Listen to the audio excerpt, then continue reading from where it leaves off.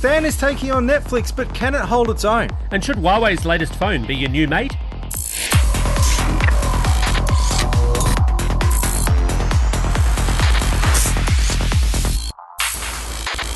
Vertical Hold is proudly brought to you by Alcatel. Welcome to Vertical Hold, the tech show where we channel surf through the headlines in search of the big picture. I'm Adam Turner, and I'm joined by the only man not to get involved in a land war on Twitter this week with President Trump, Alex Kidman. We're also joined for the first time by media commentator from DeciderTV.com, Steve Molk. Steve, welcome to the show. Gentlemen, hello. Thank you. Alex, what's new in tech? Netflix has announced that it'll produce a new Originals animated series based on the long-running Konami platform game series Castlevania. Set to debut this year, the series will be written and co-produced by comics legend Warren Ellis. No word as yet on when we'll be able to stream it. Australia's national broadband network rollout is approaching the halfway point, with NBN Co insisting the rollout is on schedule and on budget. Unfortunately, less than half the premises covered so far have bothered to sign up for an NBN service. The NBN is also in danger of missing revenue targets if it can't convince more customers to go on faster plans, with more than half of all customers opting for only 25 megabits per second download speeds rather than the more expensive 50 and 100 megabit per second plans. Google has announced that Android Wear 2.0 will be made available as an upgrade for a range of recent Android Wear devices in the coming weeks. It's also launched two new Android Wear 2.0 watches made by LG, the LG Watch Style and the LG Watch Sport. Like most Google First devices, they'll be the first to get the new OS, but don't get too excited. LG Australia has no plans to launch either watch here. South Korean tech giant Samsung can't seem to catch a break, with its Chinese battery factory catching fire this week. The cause of the fire at a waste depository was reportedly discarded faulty batteries, which was, of course, what originally led to the worldwide recall of Samsung's explodey Galaxy Note 7 smartphones. So, Adam, the NBN is one of those topics that just always seems to come around again and just again and keeps again. On giving, like doesn't clockwork. it? It just keeps on giving. But whilst it seems to be busy giving, people don't seem to be so keen to take, do they? No, and this is something that we talked about a little while ago. When the NBN gets to your suburb and they're finally ready to go and they send you the letter, which I've never seen, but allegedly there's a letter that says, hey, guess what? The NBN's in your area. You can hook up. Prophecy says that there's a letter. A letter will arrive. You believe! Yes. One day, walk from the desert sort of thing. When this letter arrives, you've got 18 months to shift over, after which they may cut off what you were using before. Despite that, only about, I think 40% of homes so far that can connect to the NBN have. So a lot of people just aren't getting on board, and a lot of them, from a story that I wrote last year, a lot of them are getting very damn close to that cutoff point. And the other problem is that a lot of them are only opting for 25 megabit per second plans, which is not helping NBN's coffers because they were hoping that more people would cough up for the faster plans. Steve, what's the NBN like in your area? It's building. It's coming. The prophecies are true. Oh, I feel like I'm Indiana Jones about to put the sandbag on the thing and take the little idol off it and then just bolt for the door. It is depressing how long it's taken. Ever since it was announced it was coming, I signed up. Let me know when it's coming. Nothing. And then out of nowhere at the end of last year, we got this announcement. Hey, guess what? We're starting to build it. And I'm seeing visible signs of people running the big green cables into the ground. Ooh. And so when they can hook you up, you're going to go straight to the 100 megabits? Oh, all the speed. Top shelf? All the speed, all the megabits. Oh, just for you, the entire national broadband network. Yes. Just funneling into your house. If they could put the internet in a box and deliver it, I would order it now. I used to work from home, which was a frustration because we're on, even worse, a pair gain network where I am. Ooh. So, yeah. My condolences, Thank you. Yeah, so please don't just give money to charity, don't send flowers. The best we get at the moment is 18 down and a meg up. And I have two, one's just entered high school children and one that's about to leave primary school. Plus, my wife and I, we're fairly heavy users of the internet, particularly when it comes to streaming TV and stuff. It has to be faster. Yeah, yeah. I've only recently managed to talk my way onto Telstra cable, which is 100 megabits per second on a good day when the wind is blowing in the right direction. Yes. But before that, I had 4 megabits per second, and I've worked from home for about 15 years. Alex used to work from home and still works from home sometimes, so we know your pain. But I can understand why nerds like us, 100 megabits per second, just shut up and take my money. But a lot of people aren't going down that path. Does that seem reasonable to you from their point of view? I think so, because in part when you talk to people and they get presented with numbers, all they see is number gets faster, price gets higher. Well, Yeah. we'll take that one because it still works, right? That still gives us the internet. And most people are just having a casual experience of the internet. I'm checking Facebook. Oh, we might watch something on Netflix or Stan or Amazon or whatever. Child may be YouTubing endlessly or however that plays out for them. Yeah, look, I mean, I think there's a bit of an evolutionary thing here where a lot of people don't really understand the difference of what the speed tiers can do for them, and they tend to think of it as a single funnel. They tend to think, oh, well, I don't personally need 25 or 50 or 100 meg, but they don't think about the fact that, in the average household, there's 2, 3, 4 people, all of whom may be accessing the internet, all of whom, in fact, of course, may be accessing the internet from multiple devices at the same time. And suddenly that 50 meg plan, if you're splitting it, 4, 5, 6 ways, is getting chopped up into smaller and smaller potential pieces. Yeah. And that's something I don't think they've done a really good job of explaining. Oh, look, the father of the internet in Australia did us a great disservice by not really explaining the benefits of speed or why wireless is going to deliver a better thing as far as he understands it and all of those sorts of things. God bless President Trumbull. For us, because we work in the industry or have connected with it and been involved with it, we understand the difference and the benefit. This is the greatest indignity of all of it. We live 3 suburbs away from my delightful mother-in-law, and she got the letter 24 months ago. What the NBN is coming to your region, into her retirement village, and like the proper internet NBN, like fiber optic cable. Here's the box on the wall. Here's the UPS, all that stuff. And she was like, what do I need to do? Because it doesn't have Wi-Fi, it's just a phone. So did this and now has cable, fibre optic cable running to her house and just has a phone on it. I think you need to retire early, mate. I think you need to retire early, move in. Look, I think you just need to tell your mother-in-law that you're visiting with the kids a lot. Every day. She can come and live in our house and pay the mortgage and I'll move in there. See, I guess the other thing with the low take-up rate generally is just that kind of mathematical grind of people who may have been on 24-month ADSL contracts, and of course 24/18, you don't quite get an even split there, as well as folks who don't get the numbers, feel they're being forced into something, and because of the huge political football that the NBN as well has been as well, are likely to be hesitant, if not, downright kind of antagonistic towards it. I saw a lot of this when Telstra, and we discussed this last week, when Telstra announced its gigabit LTE. Tons of headlines and discussions of, I'll just get that, I don't need the NBN anymore. It's like, no, it doesn't work that way. It really, really doesn't work that way. And as such, I think that informs a lot of that non-take-up. Also, I suppose the other thing you've got to keep in mind is what NBN is dealing with is raw numbers. They've said there's this many premises in the country, we've passed this many of them. Not all of them were ever going to connect. Yeah. You've got holiday homes. You've got premises where, for a business, for example, especially for a sole trader, they may well have gone, well, I don't use the internet for my actual running of business, or I use it out of a home office or whatever, and I work off a mobile phone. Well, why would you connect the NBN to that premise? So there's going to be a certain percentage that will never get connected. I think also what we'll see is those percentages will rise as the number of available premises rises as well. They've been accelerating, and in fact, to meet their own targets, they've got to do one heck of an acceleration job this year alone.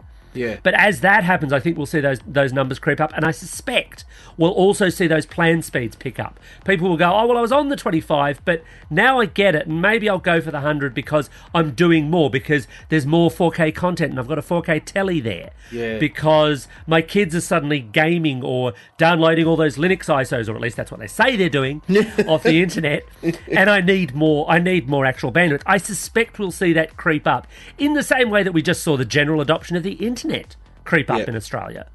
And you're right, there'll be a critical mass moment where something happens within the culture of the day that says, for this to work, I'm having all this trouble with this thing, and someone will just say over coffee or at work or at wherever they are down the shops, oh, you just need to make your internet faster.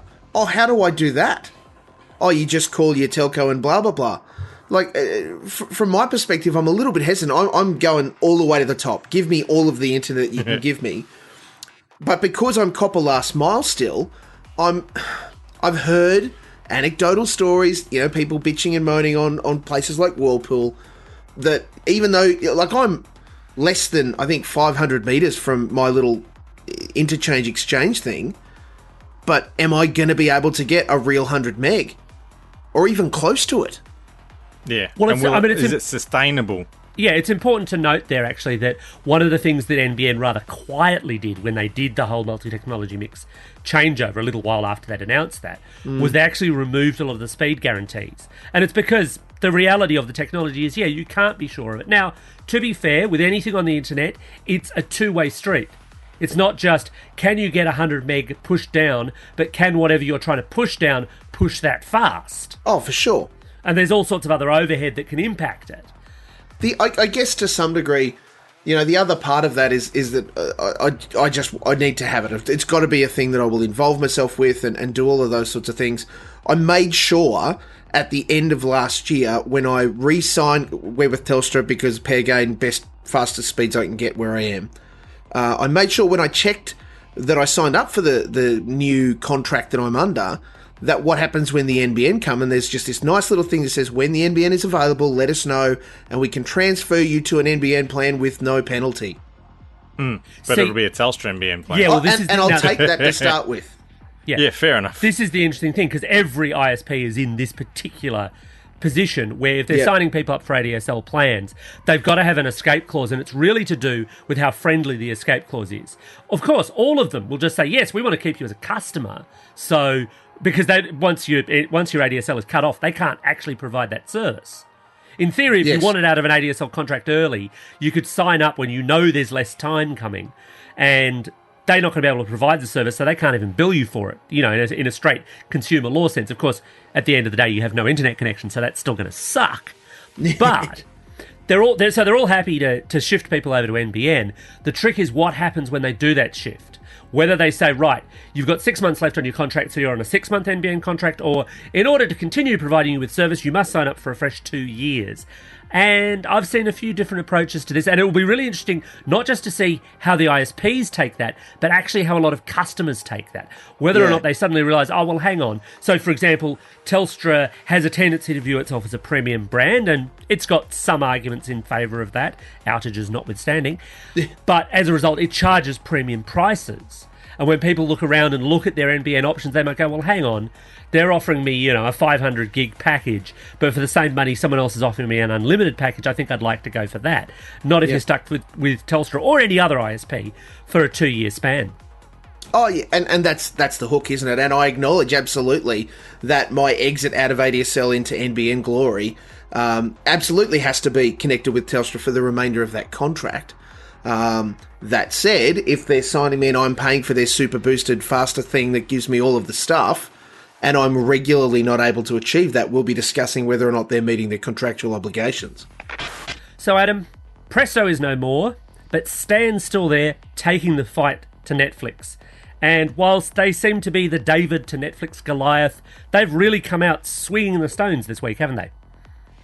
Yeah, they've sort of obviously had long-term plans, and it was frustrating for them, for everybody, when Stan and Presto first came along, and they paled in comparison to Netflix, not just in the library that they have, but in the devices and the picture quality, and they really were just starting out. Now, Presto, as we know, didn't make it that far. A standstill here, and they're really stepping up. What they've announced this week is they're going to start streaming in Ultra HD. It's going to work with some LG televisions, some Samsung televisions, Sony's PlayStation 4 Pro. It's possible it also might work on the Fetch TV Mighty, because the Mighty supports Netflix Ultra HD streaming, so we could get it there as well. New shows, they're commissioning more of their own content, like Wolf Creek and stuff like that. They got a lot of foreign stuff, exclusive stuff coming in, although unfortunately for them, a lot of that's coming from Amazon, which we'll touch on in a minute. They've signed a deal with the Cartoon Network as well, so they're really fleshing it out, and they're never going to beat Netflix, but they're really sort of going toe to toe and saying, yeah, we are a serious player in this market. Steve, what do you reckon? You've been watching this for a while. How does Stan shape up? I'm really excited about this latest batch of announcements from Stan. I think the thing that was critical for them in just the establishment of Stan as a subscription video player in Australia was that they went hard early. Here are the apps, they work, they're on lots of different things, and we're growing that, we're developing that, but at launch we've got this stuff. They have delivered on that.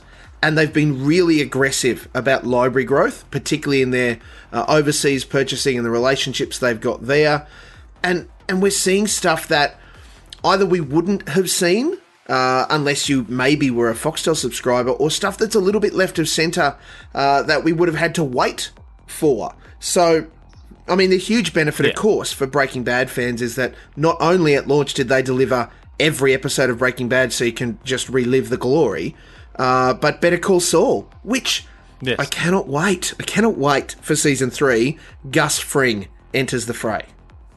And that's in Ultra HD too, I think, all of the Breaking Bad and the Better Call Saul as well. And all of it available for offline viewing, and that's a real key differential to Netflix. That's the other one. I knew there was one more thing on the list that I forgot to mention. I knew it was a bit... I mean, we just got bombarded. So many press releases went out in the space of 5 minutes. Yes, tell us about the offline mode. So this is great. In Netflix world, you can go to Netflix original series and say, oh, hang on, I'm going to be somewhere where I don't have the internet. I want to download 2 or 3 episodes of, say House of Cards or Orange is the New Black or something like that. It'll download it to your device.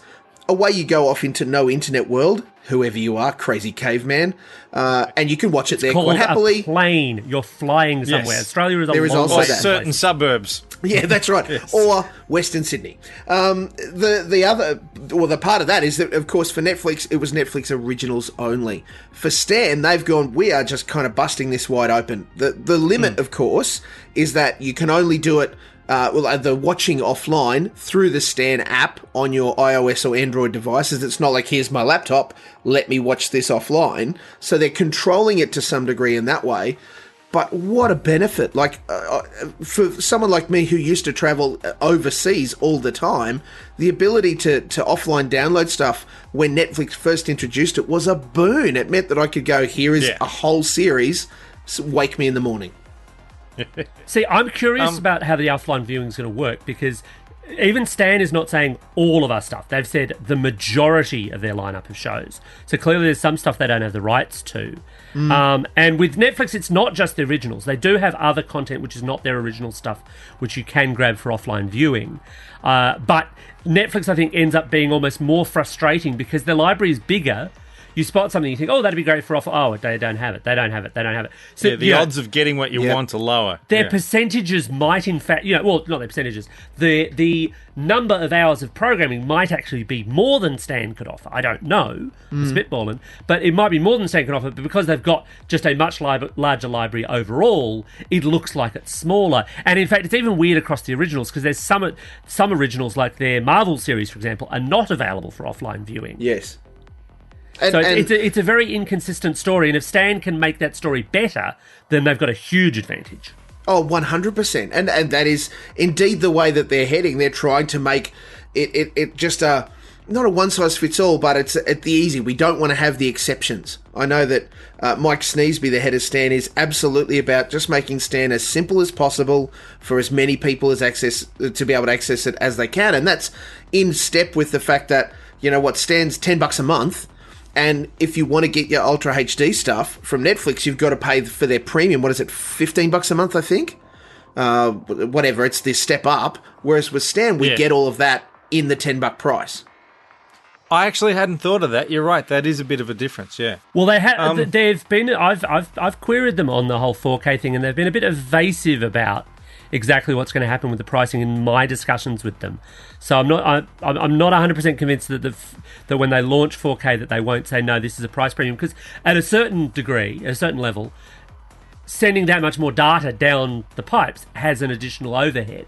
I guess they may be willing to absorb that. I don't know for sure. I guess it's interesting as well in that rather more quietly, just before December, of course, Foxtel started doing offline downloads, but only for its kids shows, only for its kids app, if you were already a full Foxtel subscriber. Yeah, my understanding is that technology will eventually come to their other apps as well. Yeah, no question that was an incubator test.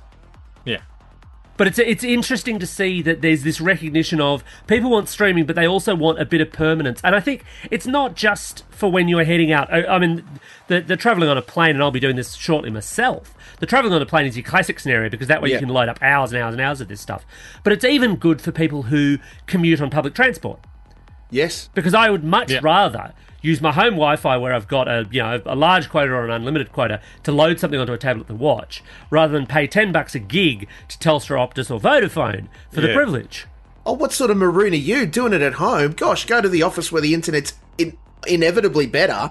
Do your download there so that you're prepared ahead of time and your home internet doesn't get hit. I know our IT guys too well, and they know me too well. Yeah, they saw I would that be one the coming. first one busted. Yeah. I think this is another big step for Stan in establishing the fact that it can be Stan and Netflix, not Stan or Netflix. Yep. I know I was guilty at the beginning, and a few other people were, of painting it as there can be only one scenario, and that's just because I love Highlander, right? So anytime I can slip in a Highlander reference, I would, right? But it really felt like Netflix is coming, everyone else is screwed, it's going to blow everything else out of the water. And the Roy Morgan figures showed pretty clearly that Foxtel, for example, did not suffer. Everyone thought Foxtel would take a really big hit, and they didn't. Now, people might have dialed down their plans. I'm not saying they're as well off, but there was not this plunge, and there definitely seems to be this link that people are prepared to just treat Netflix as like another package of Foxtel. I'll just give you the extra $10 or $15 a month and give me those channels as well. Yep. But what I'm seeing more is that there's also just people will take the combination of Netflix and Stan and almost treat it as pay TV light. I'm just noticed anecdotally running into more people randomly who just, running down the street randomly running into people, you know what I mean? Striking up conversations with people who say, oh, yes, I have Stan and Netflix. It's not this one or the other. And this is really helping Stan step out and say, yes, we do sort of deserve to be in there alongside Netflix. And it's not like one is so inferior to the other. So what you're saying is that both Netflix and Stan can be princes of the universe. Yes, pretty much. I know that the programming team at Stan have been working really hard to help differentiate them, to provide their point of difference in their library. Now, absolutely, Stan, even today, are, a shadow of Netflix's library. That said, we also know that Netflix Australia's library is not what America's Netflix library is. Yes. But it's certainly significantly more than what Stan have. And it's not just the length, it's the quality as well. Absolutely. Oh, there's acres of dross in subscription video land, no matter what you subscribe to. I absolutely, out of the gate, said that if you can afford it, go for two. Go Netflix and Stan. So I'm responsible for the downfall of Presto, and I'm happy to take that on board. That said, when Foxtel, I guess, rejigged it at the end of last year with the knowing that Presto they're going to kill it, what Foxtel Play is now offering starts to become a little bit better, cost-effective option in the same kind of way. I can afford $10 here or $15 there. Well, I can get, reasonably decent Foxtel offerings through Foxtel Play and get a whole raft of other content that I'm not seeing anywhere else. And then you drop Amazon Video on that, which is, $3 American a month for the first 6 months with their current trial. So $5 a month for the Grand Tour, for The Man in the High Castle, Goliath, which is about to drop, a whole bunch of I think extra you've just stuff. listed the entire Amazon library. At the Yes, I was moment. going to say, the two things with Amazon. One, I think you just listed the entire library. Two, they really seem to be treating Australia as an afterthought now. Yep. Their launch of the Grand Tour was, oh no, we haven't launched it. Well, how can we see it? You're watching on a US service. How did I get in? Oh, look, squirrel. They just didn't want to talk about it. Yeah, it was and even sticky. now, they don't want to talk about what they're doing. And it's so frustrating that they just don't seem to care. And as I think we pointed out the other week, they're even delaying their own original series here. Man in the High Castle was on the US and UK Amazon in December. Yep. We're just getting it here this week. It's their own bloody show. Oh, we're What's about the to story get there? season 3 of Transparent, which aired this time last year on Stan. Yes, exactly. Actually, no, they've just bumped back the date for Transparent. They came out this afternoon. Amazon came out and said, "Oh, we got that date wrong." Wasn't that Mozart in the Jungle? No, yeah, sorry, you're right. That was Mozart in the Jungle. But it did get me thinking, why did you get it wrong? What's going on here? Are you bumping up against Stan for rights, or was it just a stuff up? But eventually, Amazon's going to turn around and say, we want all our shows back. Oh, look. And Stan has to be able to stand on its own 2 feet at that point, or it's screwed. You know where Stan does stand up well, though? And that's local content. Yep. They are the guys who True. have produced the most local content out of any streaming service, because Netflix so far has done nothing. I mean, nothing, and nothing. They've bought a few local series, but that does not count as actual local production. Presto, to their credit, did a few things here and there, some short-form stuff, and if you like it, a home and away special, not my cup of tea, but, they were at least putting money into local production. Points in that for way. trying. Exactly, points for trying. Amazon, no, but for $3 a month, frankly, you wouldn't really expect them to. Meanwhile, Stan has pulled out Wolf Creek, and they're doing another season of that. They've done 2 excellent seasons of No Activity, which might just be my favourite streaming show of the moment, even though I've watched it to death. Yep. And I think that's, especially when you're competing in the Australian market, it's very, very easy, and sometimes it gets cheesy and annoying and a little xenophobic even at times, but it's very, very easy to pull out the patriotic flag really? and just go, No. Australia! And they can. Get on it. And look, it's a really, really smart move for them to film these comedy specials. Will Anderson, Tom Ballard, Celia Piccola, absolutely. Tom Gleeson, Sam Simmons, and Judith Lucy. And guess when they're dropping them? Weekly over the Melbourne International Comedy Festival.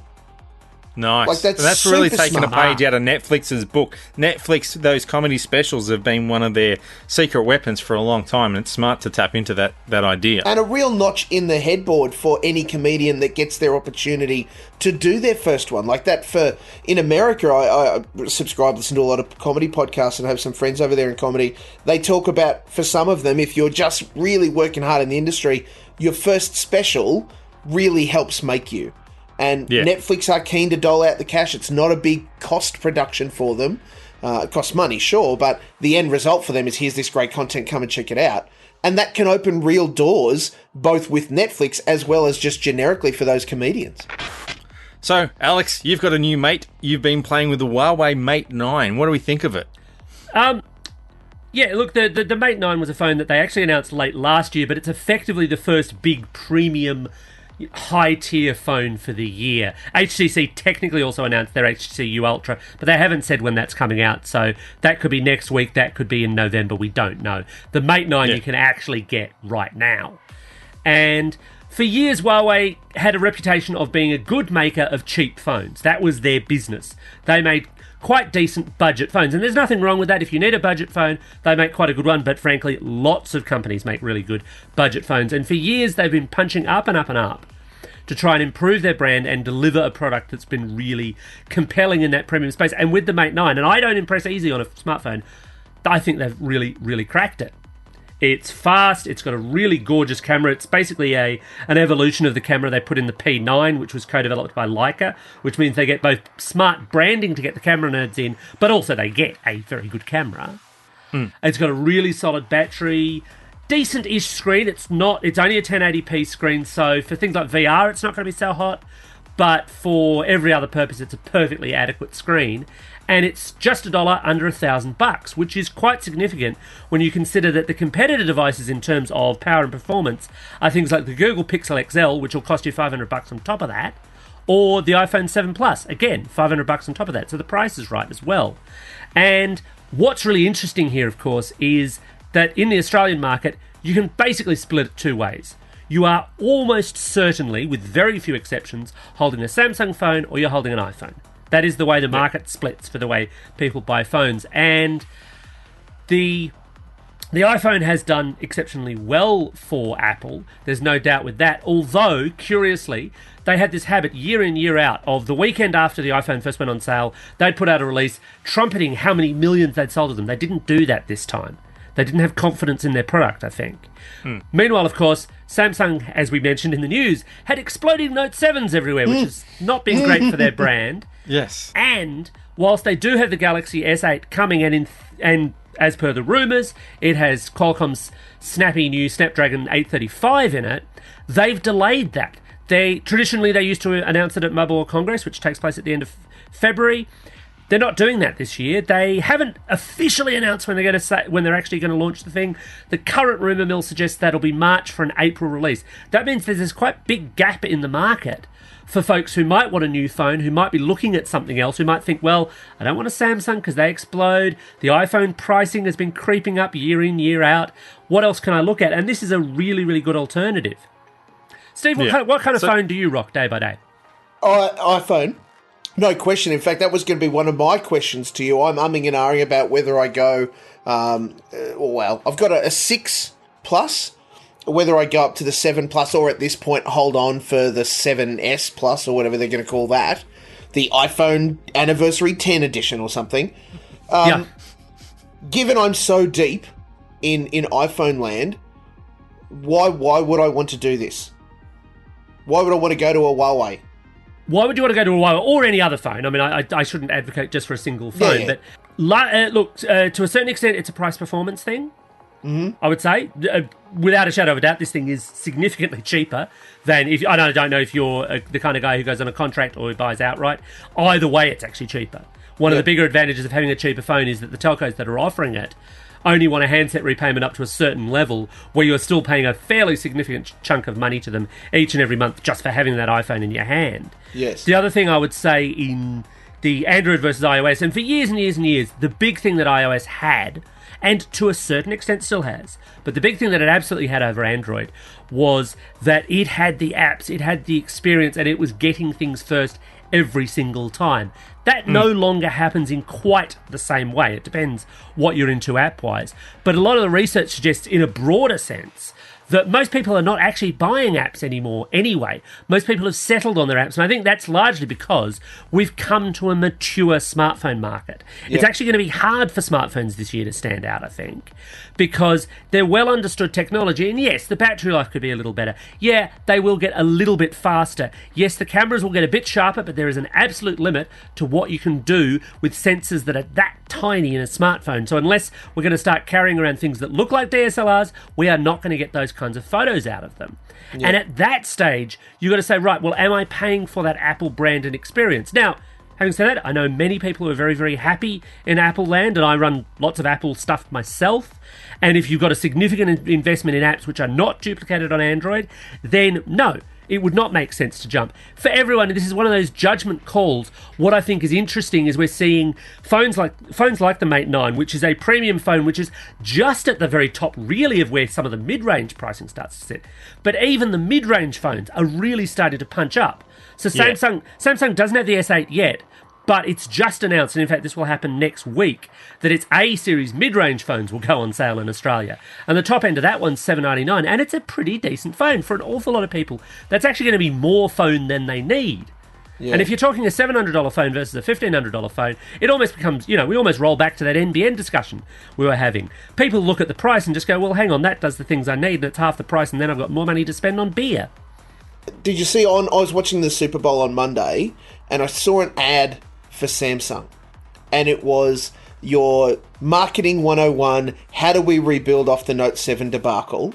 It was, shots of their production line, nice, clean everything's, the QA process. We have a legacy of, a legacy of innovation, and look at how good we are, and we're really conscious about safety. It was like, my goodness, do you expect me to swallow this? Could you see their burning factory in the background? Oh, I wished it was there. I think in a lot of ways Samsung's kind of done what it actually needed to do, and I almost feel as though leaving aside the Rustodons, the ones who will always buy Samsung, the ones who will always buy Apple, leaving those folks aside, I think they've done what they could do, and in some ways they may well be in a better bloody position than everyone else. They clearly have spent the money. I mean, they can present the evidence of the quantity of testing that they went through and the way they're now producing their stuff. And it almost becomes that issue, and we discussed this a couple of weeks ago on the show, it almost becomes that issue of, well, who's next? Because batteries do catch fire. I mean, this is actually a thing. Yep. Sony had a run of them. Apple is not flawless in the phone department. We've had Antennagate and Bendgate and things like that. It's, I've no doubt the whole Note 7 thing hurt them a lot. But I think they're doing, I think they're doing the only thing they can. Oh, yeah, look, it's the mea culpa that had to happen. Well, that just about wraps it up for this episode of Vertical Hold. Got any thoughts about the topics we've discussed? Drop us a line via Twitter or the Vertical Hold Facebook page. Thanks to Steve for joining us for the show. You guys are very generous. Thank you. Thanks, everyone, for listening. And remember, if you like what you hear, hit that subscribe button.